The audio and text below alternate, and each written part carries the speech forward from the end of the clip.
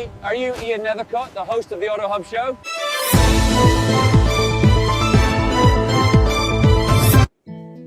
All right. Life is about connection. Having a support system to lean on. And roads to endless possibility.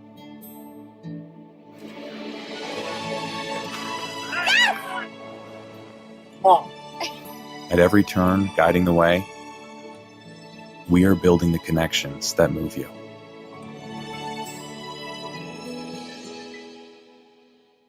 Hey, I'm Vince Delmonico, General Sales Manager with Cruise Ford Lincoln. Larry Feldman came out and did one of our training courses. Absolutely incredible. I sat through the course myself. The engagement that our salespeople gained from it, the excitement that he brings, it was a new way of looking at things that we're already doing and how we can improve them. Love it. It's literally the best thing since sliced bread. How do you adventure? Is it fast? Is it free? Is it clear? Is it rugged? Is it remote? For your next adventure, trust MotoClose for buying, selling, trading, and protecting all of your motorized assets. Powered by Disclose Dealership Management Dashboard, your all-in-one DMS, CRM, menu, lead gen, inventory, staff, client, and deal management solution. Disclose DMD, like a DMS, only better. Mention promo code AutoHub2025 to get special pricing, including waive setup costs, no contract, and your first month's free. Meta, Instagram, social, and your team is still waiting for ups like it's 1999. Let's be honest. Your market isn't watching TV commercials. They're double tapping and engaging with your competitors on social media posts. People are shopping these days for cars and servicing their vehicles in between watching cat videos. That's where we can help. Retail Resilient is the go-to authority for social selling in the car industry. Whether you're a new car franchise dealer, an independent, a buy here, pay here, a broker, a dealership owner or manager, we have something for you. Remember, when your lot is quiet, it means your social media is not loud enough. Check us out at retailresilient.com so we can retarget you on our social media feeds. All righty. Good morning. And we had, I'm trying to think who was on first. I think it was, is it Denman? Is that correct? Am I right?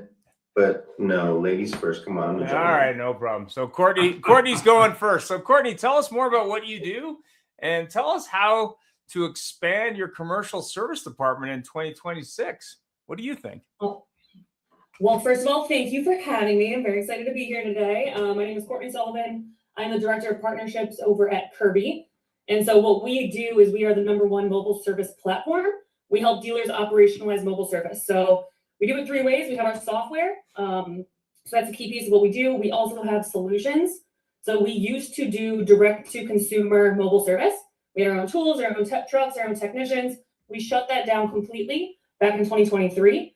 And we pivoted to B2B. So now we only do the software solutions and success with our dealers, but we share all of our learnings. So from our 30,000 actual visits, we give you one-pagers on anything you might need, from how do you hire technicians, what are some vehicle outfit suggestions, anything you might need.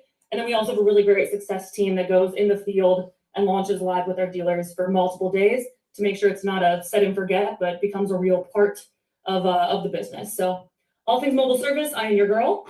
So my answer probably won't be surprising to that second question, Ian, which is how do you expand your commercial service department? I truly do think, we came out of NADA. It was the first ever mobile service session, totally dedicated to the topic. And the numbers are really, really impressive. People who do mobile service, there's a 90% chance they interact with that dealership again, which those retention numbers are beautiful. We know that downtime is death for anyone in the commercial or fleet space. And so the ability to go service them in off hours, on their lots, when it makes sense for them, just really brings that convenience piece to the forefront and is a great differentiator when you're looking at, hey, we're trying to attract, more business on the fleet and commercial side. What can we do differently? That's something that I think really does set dealers apart and has a ton of space to grow this year. Thanks for that. So Yeah. now we're going to go with, is it Denon? Is that correct? I can't remember the name. Yeah. It's Denon, just okay. kidding. Yeah. I'll actually Venmo anybody who can get my last name right. Yeah. So go for it. Anybody? It's Pidge, Denon Pidge. Okay. What's the background? Unfortunate is what it is. The last name background is Czechoslovakian. The first name background is my parents are Dennis and Deneen. So I think they just looked at my last name and said, can we give them a harder first name? So they did it. So yeah, I just go by Denon. I don't even tell people my last name. Okay. Fair enough. I don't like Cher, Madonna, Sting, that kind of stuff. Yeah. I'll keep it short. I've been in this industry a little while, about 20 something. Sold cars, road service, F&I. So I feel like I've kind of went into every department. Moved into what I'm doing now, where I'm a partner of a company called Next Level, and what we do is we really help facilitate the mobility of the dealership. So we're relatively agnostic, so it's kind of nice to be able to partner with anyone, really based on the dealer's needs. So I do have a strong background in marketing as well. So I spend a lot of time with, and that's kind of what we can get into as we start to tackle these questions of how you can market everything that you're trying to achieve at your dealership, specifically with commercial. So when we get into that, I can kind of talk about some of the best practices I've learned from dealers, and it's going to be nice to hear, Tony talk and talk about what he's doing to grow things. So besides the auto space, I golf, play pickleball, got kids, surf, do on-camera stuff. I've been an actor for 30 years, so a little bit of everything, but auto's deep in the blood. I'm from Detroit. Motor City, baby. Fantastic. Thanks for that. Tony, tell us more about what you do and how you do it and your opinion. Yeah, thanks for the invite. Appreciate you guys. My name's Tony Dice, Service Director, Phil Ford Pro Elite in Colorado Springs.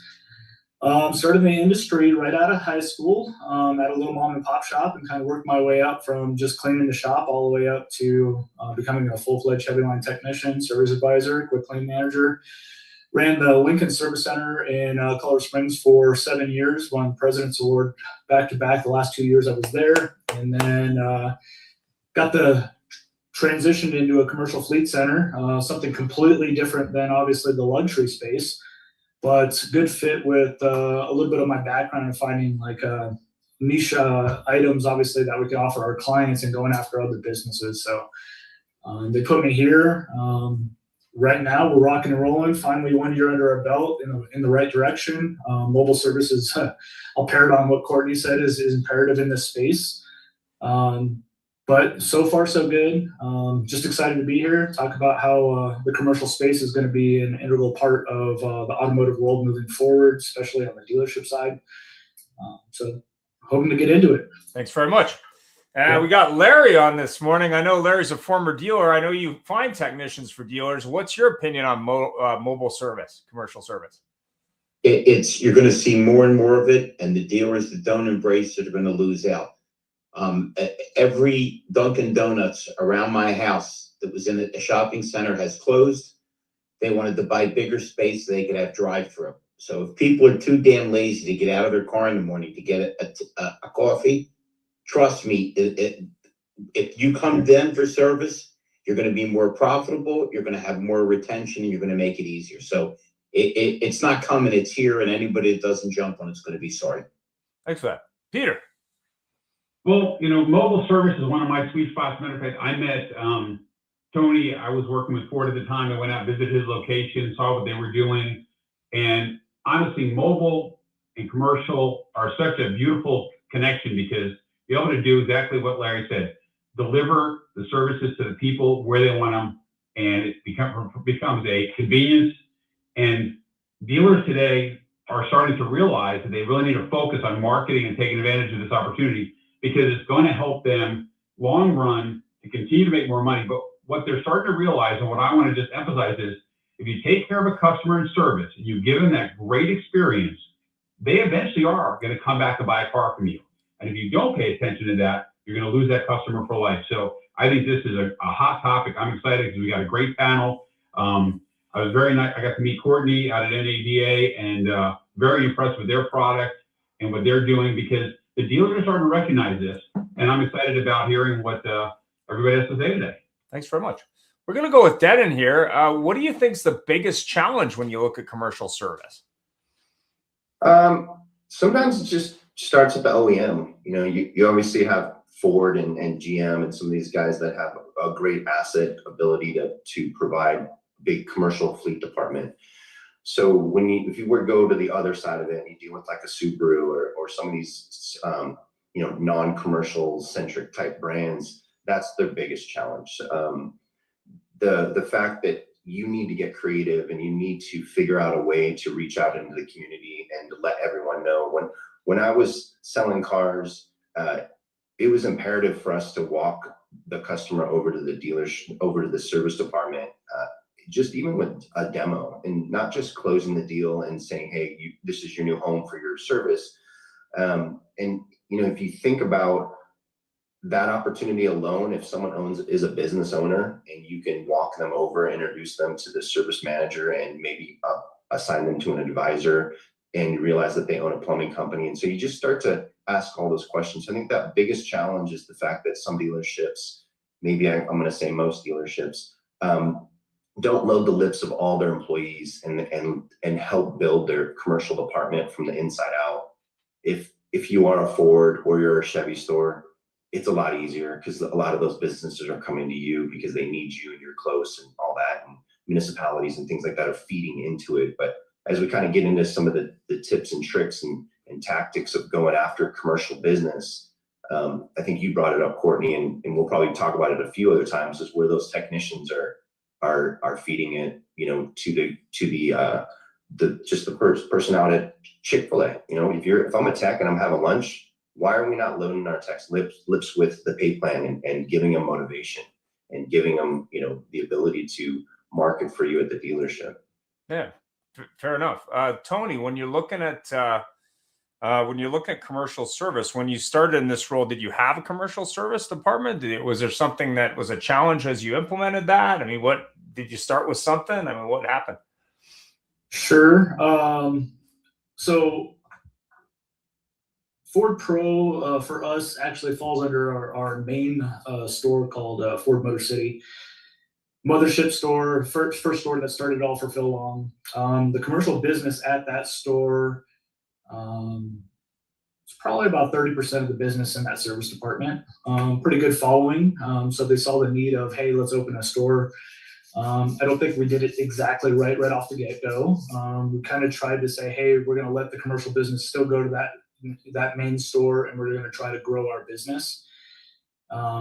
I would suggest anybody that's building a pro store to, if you have commercial business, just move the commercial business to your pro store, allow capacity for your retail clients. That's the way it was designed.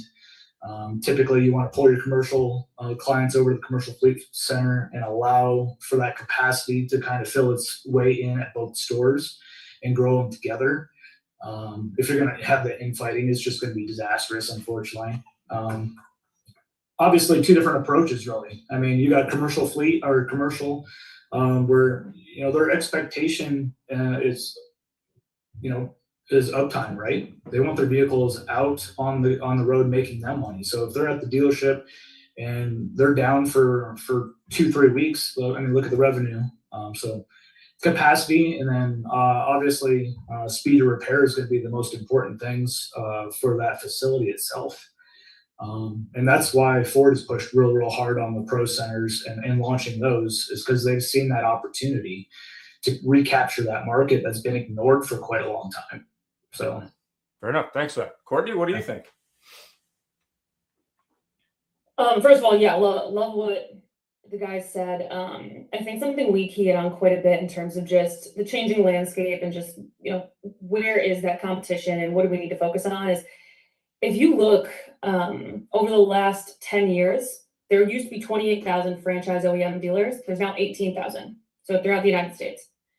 For independents, there are 300,000. And that number's gone up by 30,000 in the last 3 years. So the ratio there, we have 18,000 OEM, 300,000 independents. And they're going through the exact same thing, right? Everyone's trying to eat each other's lunch. They're trying to get your customer. They're seeing the competitive data. There's a ton of opportunity out there. They're targeting fleets. They're trying to be that service provider, have that flashy sign, have that differentiator. And so it's just the most intense the competition's ever been. And so when you look at, okay, how do I cut through that? Mobile service being kind of the operative way in my mind to cut. Listen, customers don't even have to drive past those 16 stores. You can come to their driveway. You get a lot more opportunity. And I know we had one of our first dealers. They signed on. They went and serviced a retail customer. They had a Tacoma. They needed some service done on oil change, whatever it was. And when they arrived, she was like, "Oh, great. Do you do this for fleets as well? Oh, you do? Okay, cool. I actually own an HVAC company and I have 12 more Tacomas that are parked around the corner. Would you be able to service that?" And we hear story after story of people seeing the vehicle drive by and calling and saying, "Do you come on site?" And so you can tell it's what people are looking for. It's that, what Tony was saying, avoiding that downtime and getting them back out on the road, generating revenue for the company. So to me, it's just acknowledging it's a super competitive space. And dealers, I think what Larry said earlier, doing things differently and getting on board with coming to the customer is going to be what sets dealers apart. Thanks for that. Yeah. Peter, what do you think?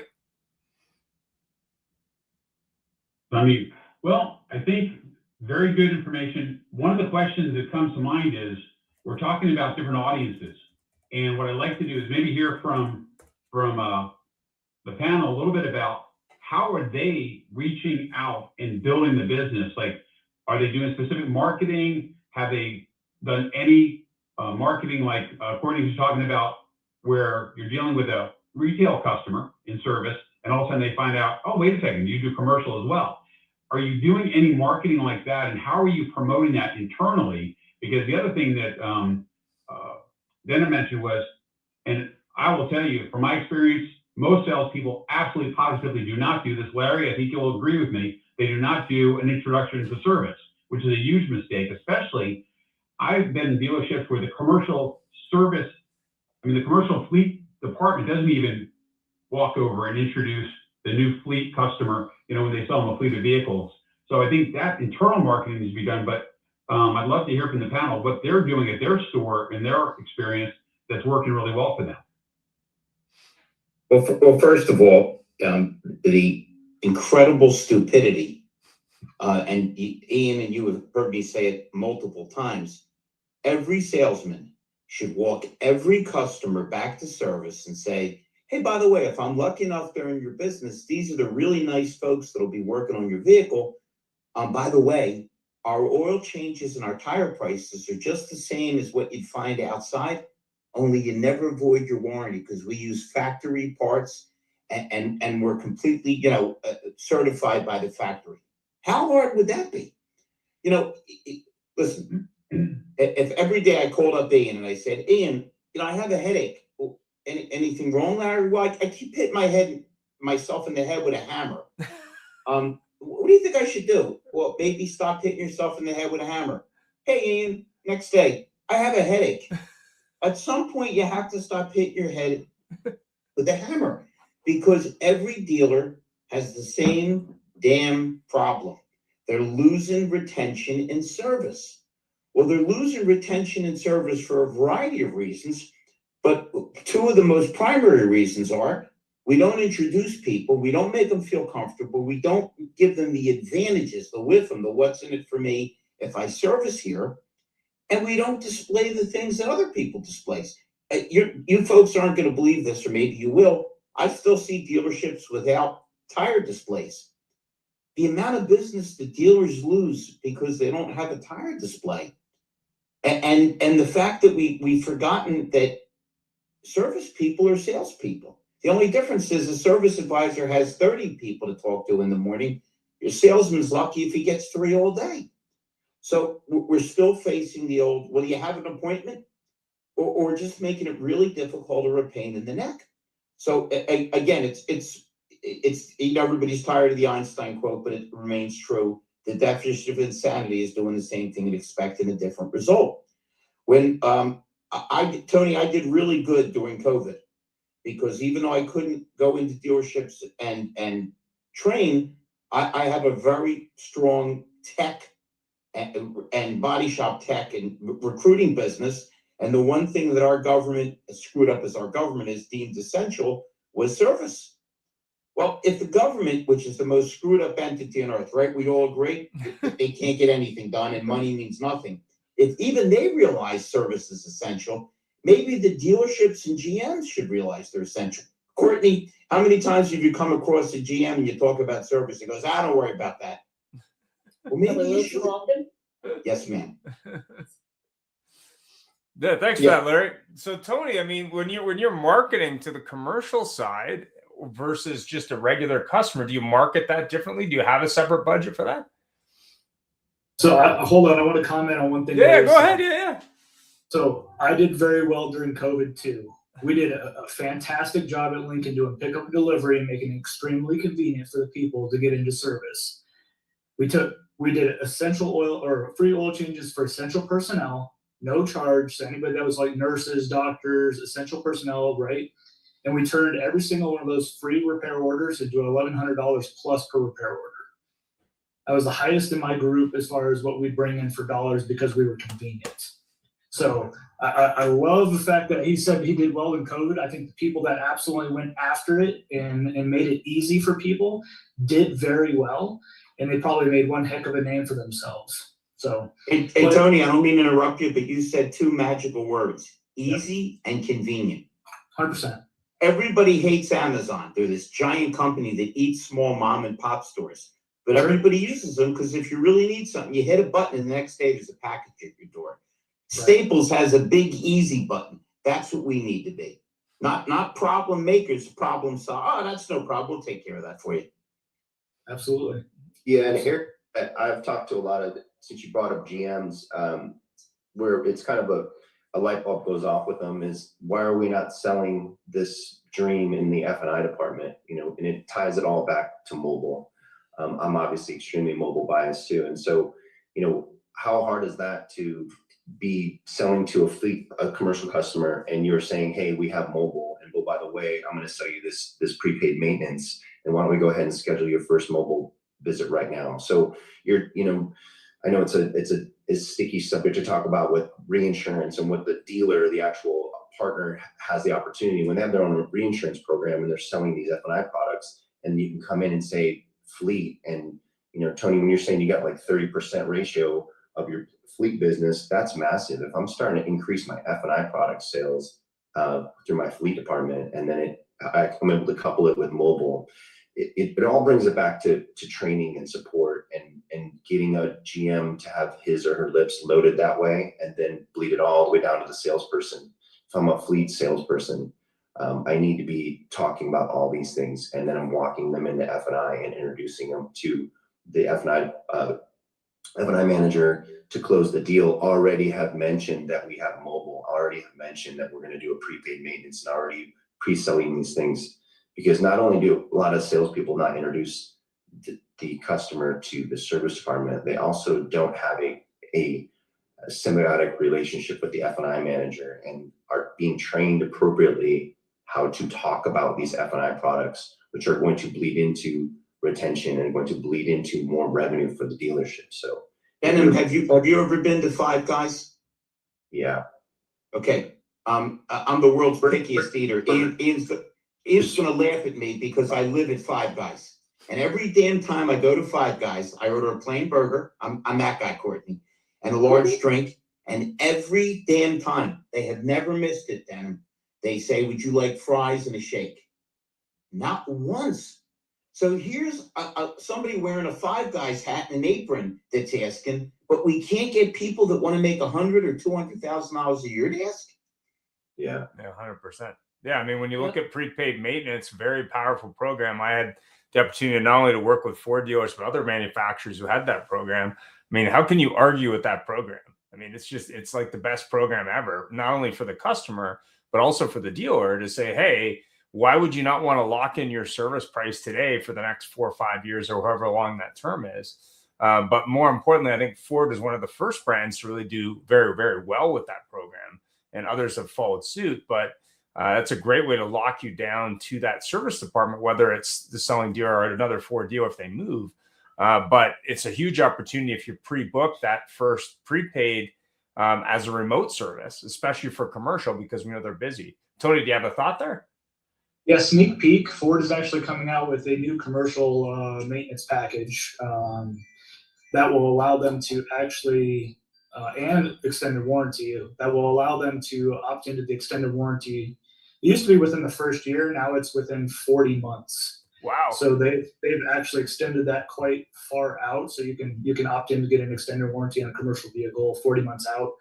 And then the prepaid maintenance, I think it's like 4 oil changes. It's $450. I can tell you, we'll probably not sell that because we offer a couple of different maintenance packages internally with Phil Long. But as far as the marketing aspect, to kind of drill back to that, yes, we market on our own. A lot of it is going to be trying to recapture our own clientele that we've sold to in the past. I have a unique situation. I don't really have a sales department. I'm on an island. I'm about 5 miles from the dealership. I got one 5 miles north of me, one 5 miles south of me. We own both Ford stores, and I'm just the third service department kind of in the mix of the town, right? Our commercial fleet center does a really, really good job of funneling clients and letting us know new sales, and so we can reach out. But we do a great job on recall outreach. That's our biggest drive for mobile service is actually recall outreach. And then anybody calling in wanting to schedule an oil change, we're having to do a little bit better of a job on loading their lips on mobile service. But what we're doing right now is a SPIF program where we've kind of revamped our mobile service to have all the vans at my location at the Pro Center. So we have 6 vans. We have 20 advisors within the Ford, Lincoln, and Pro Centers that they got to dump 1 RO in the bucket a day to keep my mobile service rocking and rolling. So they have a requirement on their side to obviously push into the mobile service side. We did do some TV campaigns. We did a little bit of radio as far as getting people out here and doing live radio events. Currently, we have some money that'll be kicked back from Ford, obviously, to help us out with marketing. So we're expecting that in April. We got a big budget planning next Monday to really talk about what that looks like for the next 3 to 6 months and what we're going to do advertising wise. But honestly, LinkedIn is going to be huge for us. All the social platforms. We have an OSR that goes out and actually visits businesses. One thing that I would challenge most commercial fleet centers is to find a niche in your community that maybe is prime for disruption. And what I mean by that is anybody that wants a police vehicle built right now in the state of Colorado is typically about 18 months out from getting that unit landed on the ground. So we've pushed hard into the police outfitting business. We're starting to build police vehicles here at the Pro Center. We're also doing service bodies and flatbeds. We're doing crane body swaps for the city of Colorado Springs currently. So taking some of the crane bodies and putting it on some new units that they just bought. So we're finding a different avenue to kind of disrupt versus just the normal commercial space as well. We're just trying to get creative and be convenient. Well, I had the opportunity to interview a gentleman who's a partnership manager for a dealer group, and all he does is basically offer special pricing for local businesses. So I think that's basically what he does. Is he goes out and he makes those connections. Like, we're in the community, we'd love to help you with whatever you need, and they expand that not only in the commercial side but also in the employee side of those businesses. So there's a huge opportunity there if you're really focused on it to do that. I 100% agree. Courtney, what do you think? I love that. I think that's really thoughtful and deliberate, and I think that's cool the way you guys are going about it, Tony. One of the things we talk about all the time is, which makes it funny that we don't do the sales to service handoff super well in all those pieces, because sales sells the first vehicle, right, and then service sells 2, 3, 4, 5, 6. So it is your best lead engine that you're going to find is going to be right through your service department. And when you treat them really well and you leave them with, hey, in COVID, these guys took care of me and these things. I mean, those moments, that's what builds customers forever. So I love that piece. On the marketing sort of topic, so the idea of, finding that niche, the special pricing, those offers, I think that combines really well with just making it easy. I think historically, scheduling service is not crazy easy. There's a lot of times the hours that you want aren't open, or it's, I have to call and go through three layers of a phone tree, and the online service scheduler doesn't work. So we have a couple things that we kind of talk through often. One of them is just online service scheduling. That's something Kirby has where you can plug it right on your website, and it is easy. It is 5 steps. You get through it, you're good to go. You have a confirmation text and people show up. So taking just some of the friction out of it and making it really simple, I think is obviously great for customer experience. The other thing, and this goes to making sure the entire dealership is bought in. If you answer the phone, so if you just change the way you answer the phone, when someone calls the dealership and they say, hey, I would like to schedule service, person on the other end says, great, would you like to schedule at-home service, or would you like to bring your vehicle in? And that's the only change you need to make. Right there, then they know it's an option and they know it's a possibility. You get the customer to consider what maybe they wouldn't have considered, coming into the store before. And so, yeah, you just start to layer in those, make it easy, give them that special price and make it a part of the culture. And you do get to see those, crazy retention numbers that get up into the 90%.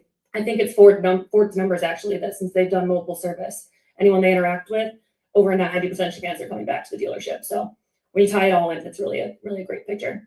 Yeah, especially when some brands years ago were they were hoping to be at 40%. So 90% is right, a massive exactly. number. Yeah. And I think that's a big takeaway. If you make it easy with the less friction is a better thing. Peter, I mean, obviously you do marketing, but you have some experience in the dealer world. I mean, do you think dealers spend enough on a budget on the service side of the house? I know we spend a lot on sales, but.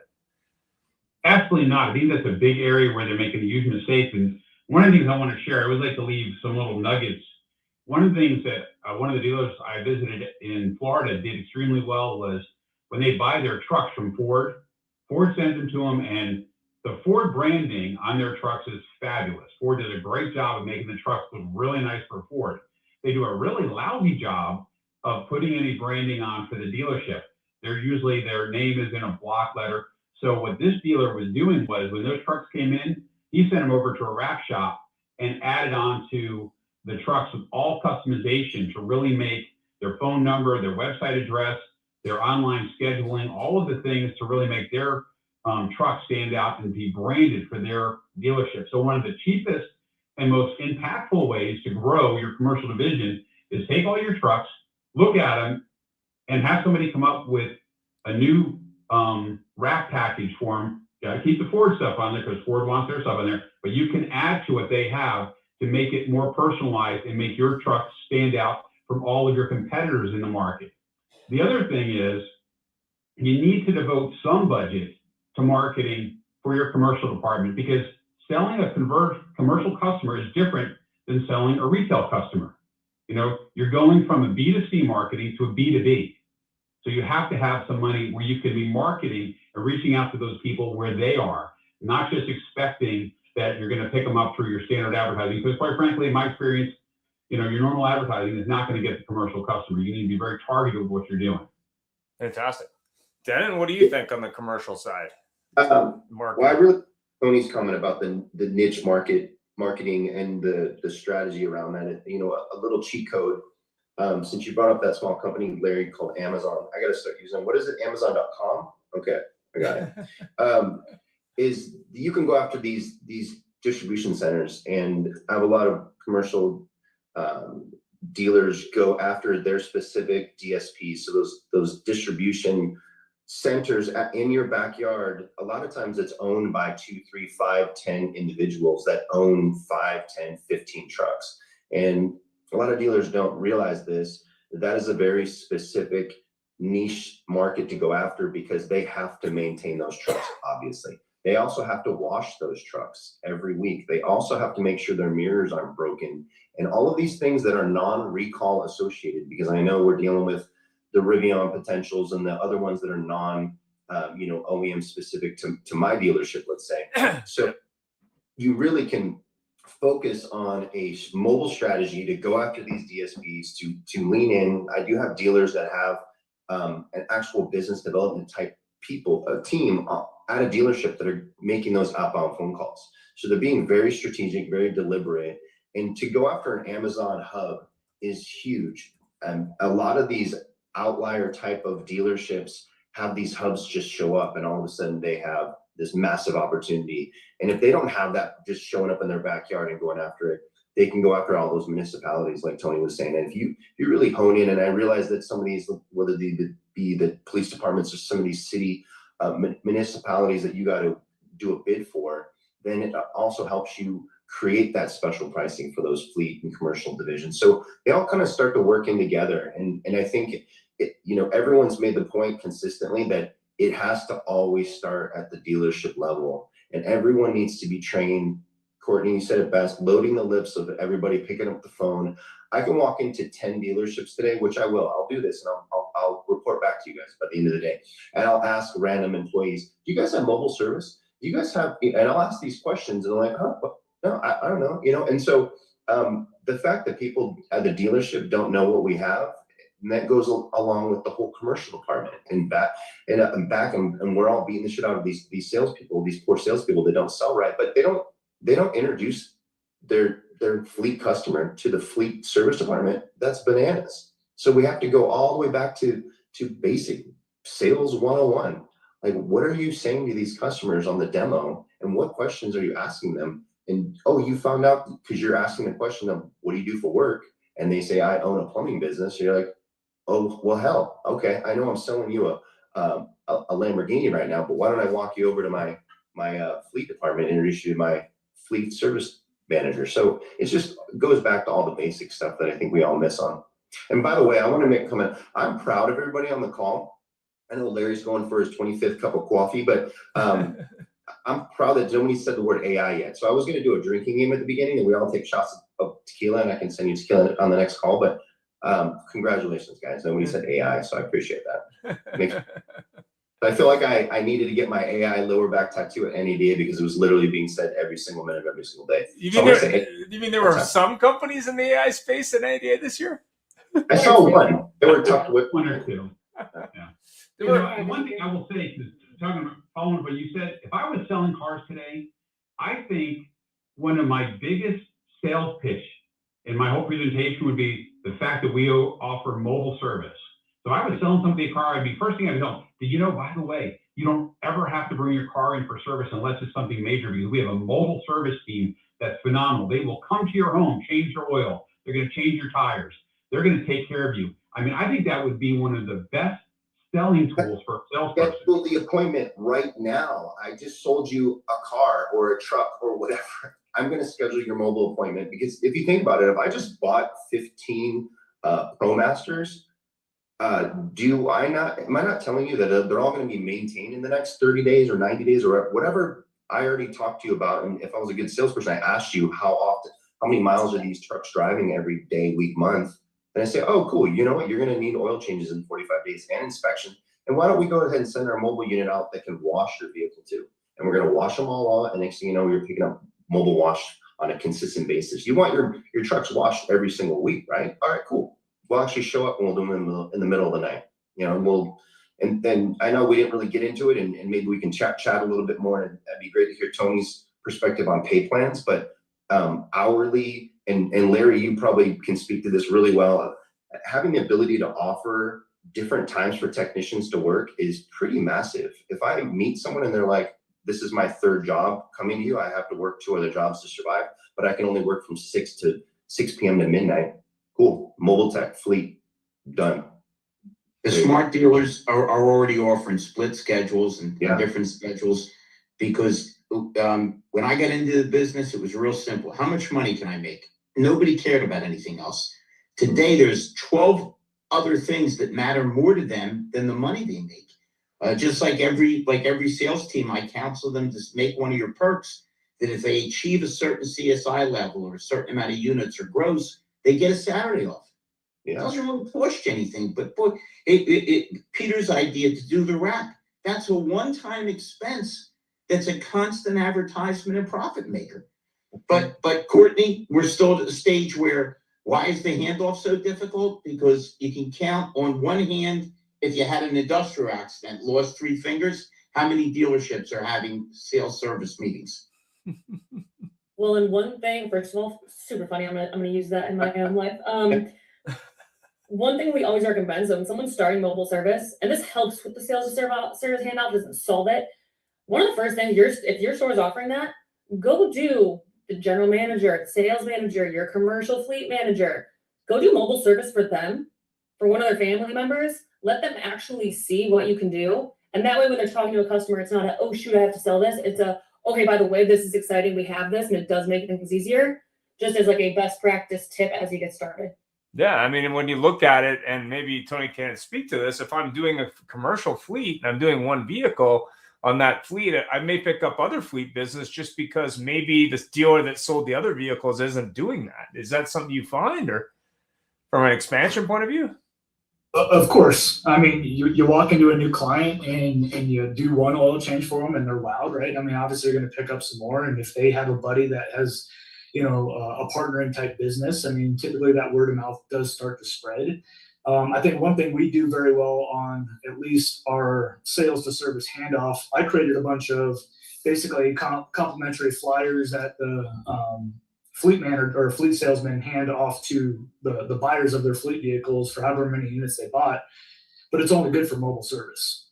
So we are enticing them to have to use mobile service for their very first service.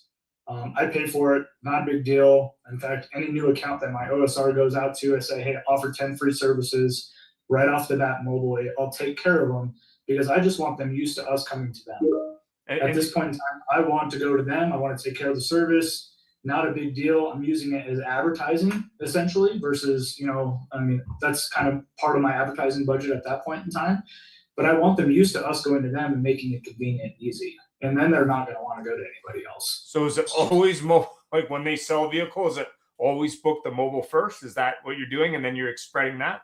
Is that how you're doing that? So we're giving them a postcard that literally says, hey, your first oil change is on us, only mobile, basically. Yeah. Then we're reaching out because we obviously got the sales doc from the night before saying, hey, we sold these units to this customer. And then we're reaching out, confirming that they obviously got their coupon and scheduling the appointment. So getting them started early with getting them on the program that you want them to be on, but more importantly, making it affordable for them and also Correct. Getting them used to that.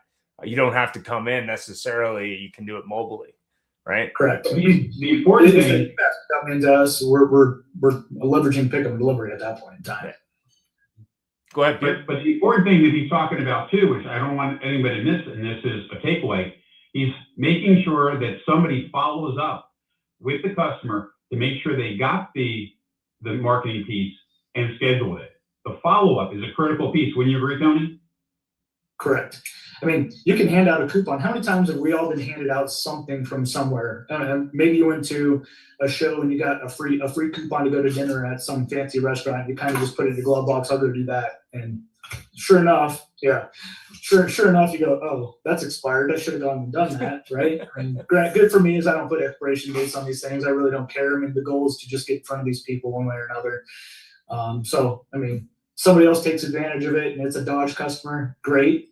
I hope it is. I hope it's a conquesting customer because that's kind of my goal is to sell more Ford vehicles as well, right? So I don't care if I'm servicing a Dodge, a Toyota, a Chrysler, if they even still have those.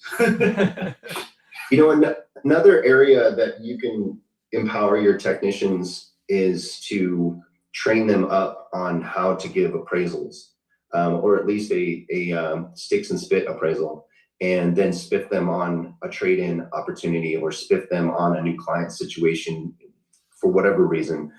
I have a lot of dealers that do that.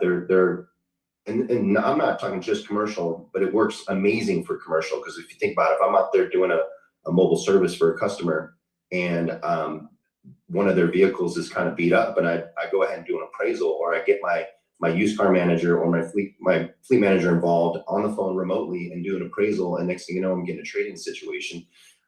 Techs just don't think that way. And so if you train them that way and it goes back to pay plans, it goes back to motivation, like you're saying, Larry, that they're not just interested in making money, but they're also interested in getting these little levels that you add into their pay plan, based on CSI scores, based on maybe how many trade-ins they get a month, based on how many upsells they do, and really just making sure that every box is checked, when they're out there doing services in the community, and they're being motivated by money, but they're also being motivated by the fact that you can gamify it too. There's a lot of different things you can do between techs and between BDC reps and going through and making sure everybody is handled. And I hate to keep belaboring the point, but it really is a consistency of support and training from all of your vendors that are driving your business as a dealer. And if your vendors aren't helping you utilize their products and services,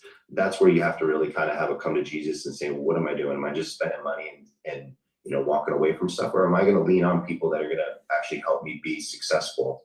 And when someone like Peter mentions in such a simple, cost-effective way to slick your vans up correctly, that's kind of a no-brainer. And a lot of dealers are literally 30-day minded, and they're just focused on what's important to them right then and there. It's like, dude, you need to wrap your van correctly, and this is how we can do it, and it's super easy, and let's take care of it. And I can go down a million other diatribes of what needs to be done correctly and efficiently, but literally leaning on your vendors to help you out and do that is imperative. Yeah.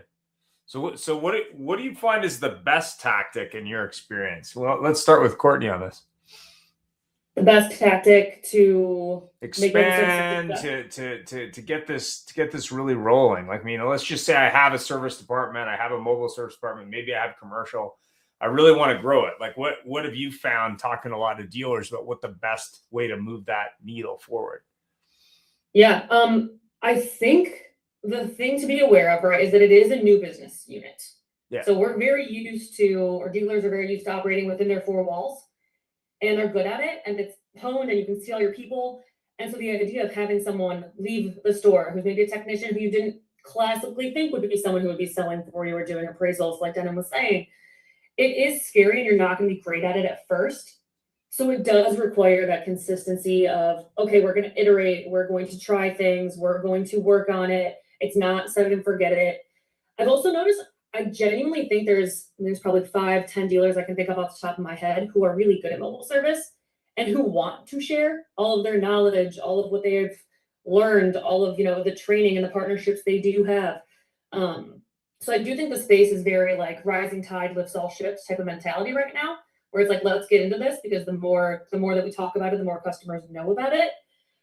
And then I just think it's the basics. I think it's choosing a really good partner to help you through it. That's why, for us, it's not, we don't just do the software or whatever. It's the support and the success piece. It's share what you know, share your best practices, be on site live with you, be that resource, be that trainer.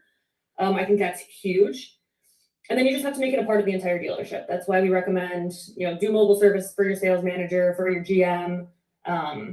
Make sure that it is in some way a part of the holistic culture, and just be okay with the fact that it's going to be a rough couple months, but then you're going to get it to a place where, Tony mentioned it so many times, like, I don't care about the money on this. Like, I want them to get used to me this way. I want them to know that I'm coming to them.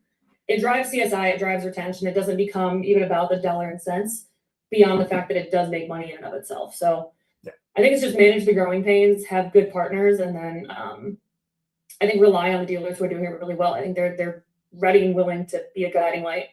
Yeah, if it's a free oil change, but it's a free on-site oil change when you buy the vehicle, that might be a huge differentiator when you look at the fact that some dealers, they give every client, when they buy a new car or a new van or whatever, a free oil change, and half of them never show up.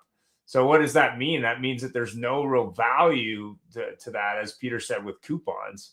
How many times have you seen people where they put, coupons on a product in a grocery store and they don't even remember? They're like, yeah, whatever, I don't care. Mm-hmm. Right. So it's the same kind of thing. There's no value in it because there's no explanation, but more importantly, there's no differentiator. And really, when you're trying to get that customer back from, say, Jiffy Lube, you've got to make it different. And I think this is a real good way to stand out. Tony, when you're looking at the most successful tactic you were able to do in the mobile service side, what would you share?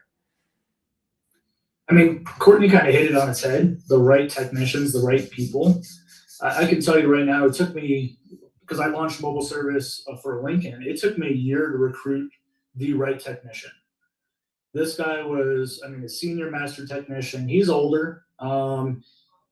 He's been in the industry for a long time. He's probably 6-7 years away from retirement at this point in time. But he was a tech that was used and abused and burnt out and taken advantage of. to where it took me a year to recruit him to just, prove to him I'm different.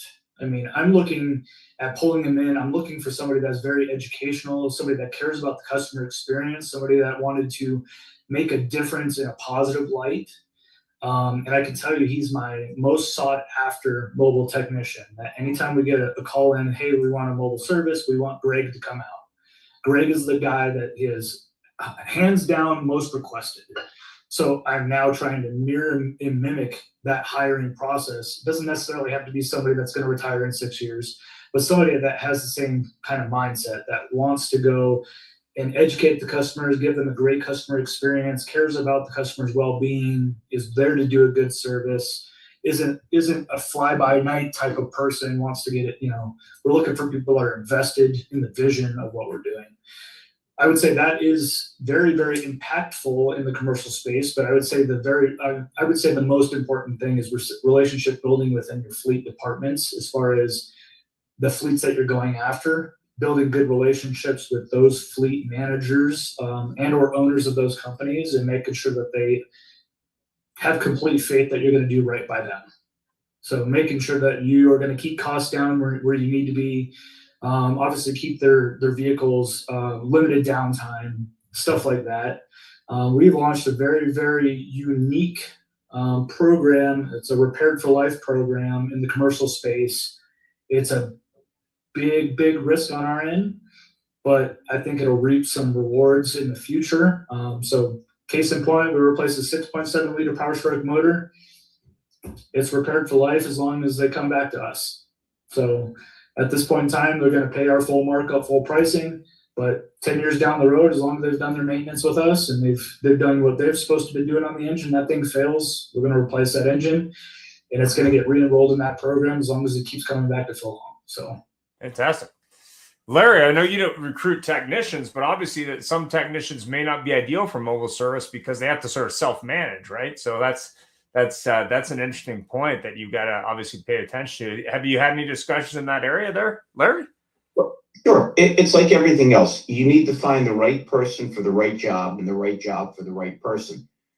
Courtney, I think a great selling point for anybody that's concerned or worried about, the mobile is, think if you've ever been stranded on the road, how happy you are to see the tow truck guy. And most dealerships have some kind of towing service. And man, it's like they hit the lottery when they see somebody that can help them. And again, my analogy with the Dunkin' Donuts, it's not hard to see. Everything today is convenience and coming to them. I think the things that Tony, that everybody said today are really smart. Make sure it's clear up front. And if you noticed, Ian, what Tony said was the free oil change is for mobile. They're trying to set it up to get outside of the dealers to show you that we'll come to you. And that was the one disclaimer, is it's got to be mobile. Well, how cool is that? We're going to do something for you for free that, instead of inconveniencing you, is going to be incredibly convenient, and it's going to set the table. So listen, you folks all have a lot of common sense, and most of the people we deal with lack common sense because they see a problem. Denim, I did a train-the-trainer manual, which I've used all over the country. And the first page, I showed 3 managers in suits get ready to go to a dealer meeting, and they look at the car they're in. They're going to get in, and they say, it's got a flat tire. It's okay. It's only 100 miles away. Nobody in their right mind would do that, but you constantly hear salespeople complain about their people. They don't train them and they don't replace them. They just complain about them. That just means you're perpetuating the old problem. I think we'll all agree to not make a decision is to make a decision. Thanks for that. So we're almost out of time. So we got time for one more round of final thoughts. Why don't we start with Denon? Go ahead. Yeah, I think the biggest takeaway, it sounds like mobile is probably the solution to increase your fleet and commercial division. I really think that's the framework you have to put in, because you couldn't do something like you're doing, Tony, where you're offering a mobile only oil change, obviously. So I think putting in a framework, and then everything we've talked about, framework and planning is crucial, and putting everything around the ability to do mobile. And dealers that I talk to have so many questions about it. I think that's really where it needs to be strategized, or strategery, as we can bring back, an old Bush term. But if you put the right strategery in place, you're going to have a successful commercial department and grow it out and have the ability to do all of those things. Because everything we just talked about, almost everything, you really couldn't do without having a mobile strategy in place and automate things and make it very simple for your team internally to manage this, let alone have a convenience for your customer to help build that relationship like everybody's been talking about. Thanks. Courtney? Yeah, I think really well said. I think the conversation here has been fantastic. I think we're only scratching the surface too, which is what's really fun about this conversation. We didn't get into, hey, why do people trust technicians? They're the ones doing the MPI videos. We've been trusting them forever, right? We didn't get into the fact that if you get jobs out of the shop and off onto driveways, you have more bay capacity. Like there are just so many other avenues we can take when it comes to mobile service, when it comes to building your commercial fleet. And as we look at the rest of this year and on to the next few years, I think this space is just going to boom. So lean into those dealers who are really vocal about it. LinkedIn's a great place for it. And then lean into partners who want to help you really go through that change management piece of it all, and help you, through every step of the way, from tech hiring on through scaling and growing it to what you want it to be. So that is where I will leave it for the day. Thanks very much. Peter. Phenomenal. I mean, what a great show this has been. And one of the tips I'm going to leave with everybody, which is going to be a little controversial because most commercial departments hate RVs. But I will tell you, if you're looking for a way to build your business, the RV industry is great. And if you provide mobile service, even if just oil changes or tire changes to RV owners, when you pick up an RV owner, think about this. Those people, typically, you can afford that kind of money for a big RV. They're going to love the fact that you're doing mobile service, going to their home or wherever they keep that vehicle stored. A lot of those people are business owners. Plus, they have other vehicles that you can now have access to, like the guys on the call we're talking about. That, hey, there's an opportunity. Oh, by the way, did you see this? We have a recall. So RV is a big opportunity. Stay away from doing all the interior stuff, but if you can do the mobile service on an RV, even the recalls, it's a huge opportunity for you because most people are staying away from it because they don't want those RVs being brought in because they don't have the capability at the facilities to handle them, unless you are some of the new Ford Pro Elite stores where they built those enormous facilities and they're set up for that. But if you're looking to capture and expand your commercial business, RV is an area to look. Yeah, thanks for that. Tony? I think we've all kind of, said our key points. I would think that any commercial service center that they're going to struggle if they're not handling technician development, mobile service, and then fleet partnerships. If they're not diving into those three things hard and unequivocally focusing on those things, they're going to struggle.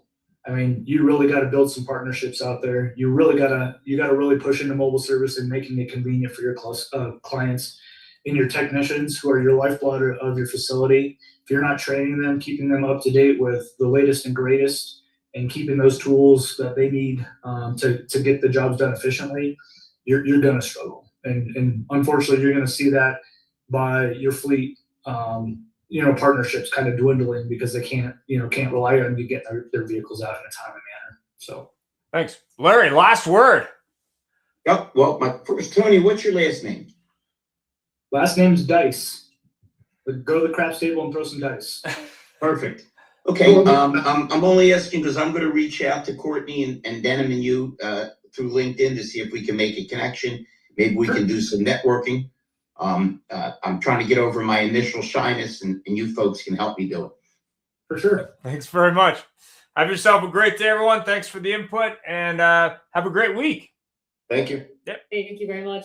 Appreciate you guys. Yep. Thank you. Appreciate it, everybody. Thanks so much. Great meeting you. Thanks. Thank you for helping the industry get better today live.